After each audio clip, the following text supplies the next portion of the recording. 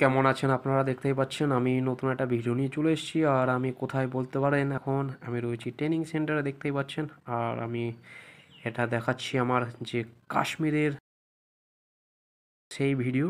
আর বুঝতেই পাচ্ছেন আমি সামনে দাঁড়িয়ে রয়েছি, আর এই যে চলে এসেছি আর একটা ভিডিও দেখো।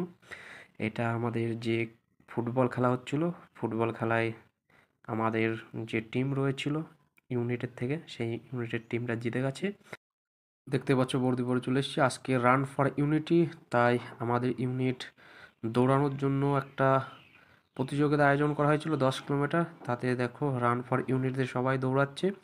তো যাদের টি শার্ট দিয়েছে তারাই দৌড়াচ্ছে, আর যারা যারা টি শার্ট পায়নি তারা তারা দৌড়াচ্ছে না, তারা তারা দাঁড়িয়ে রাস্তার এপার ওপার দাঁড়িয়ে দাঁড়িয়ে দেখছে।